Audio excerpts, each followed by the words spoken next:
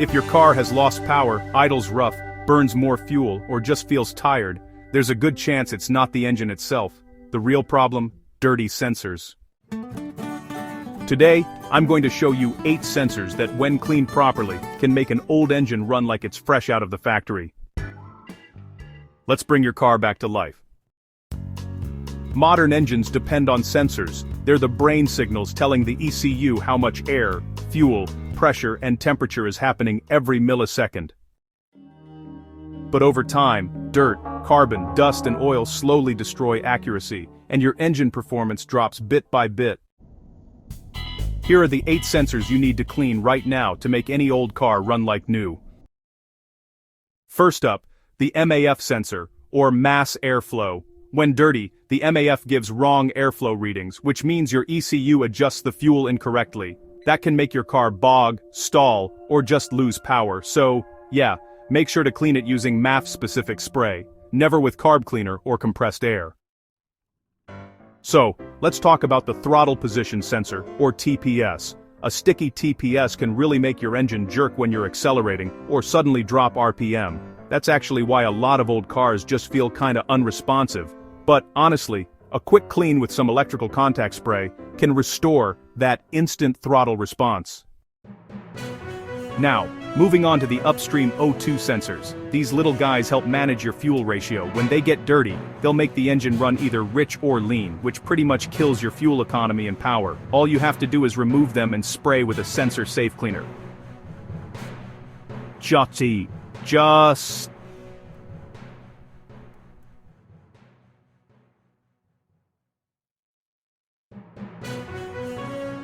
make sure you avoid touching the tip. Alright, next up is the idle air control valve, or IAC. If your old car is struggling to hold a steady idle, stalls at stoplights, or revs up and down unpredictably, this is usually the culprit. All you need to do is remove it, spray with some throttle body cleaner, and wipe any carbon buildup off the plunger. Super simple fix, really. Alright, so, the MAP sensor, or manifold absolute pressure sensor, is up next. A dirty MAP sensor can totally confuse your ECU about engine load, which honestly leads to poor ignition timing and really sluggish acceleration. So yeah, you want to clean this one gently. It's a sensitive part, and trust me, it's pretty pricey to replace. Now, let's talk about the crankshaft position sensor. This one's kind of a silent killer. When it gets dirty, your car might misfire, struggle to start, or even shut off randomly. The trick here is to use brake cleaner just on the tip, and, don't soak the entire piece. And finally, the camshaft position sensor. This works together with the crank sensor to make sure your timing is spot on. If your cam sensor is dirty, you'll probably notice hesitation and rough shifting, especially on newer automatics. A quick external clean can actually fix those long cranking times and poor throttle response. The knock sensor detects detonation. When it gets dirty or corroded, your ECU actually pulls power to play it safe. That's why, your car can suddenly feel weak. Make sure you clean the mounting point, not just the sensor surface. So, why does cleaning work so well? Well, it's pretty simple. Clean sensors send better signals, and that helps your engine run just the way it should.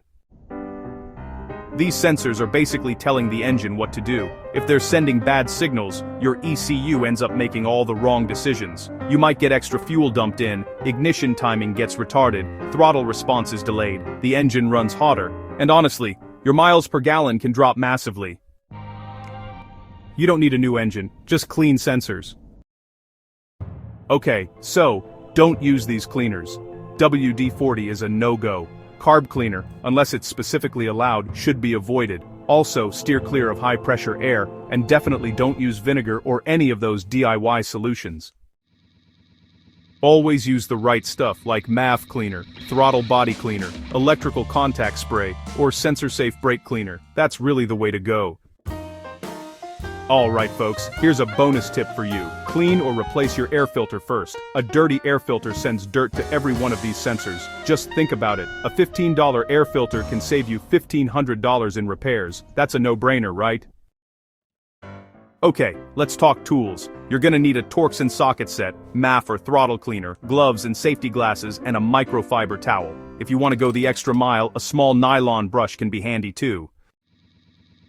If this helped you out, go ahead and hit that like button, and don't forget to subscribe to Gear Specs, because hey, we're not just saving engines here, we're saving wallets too.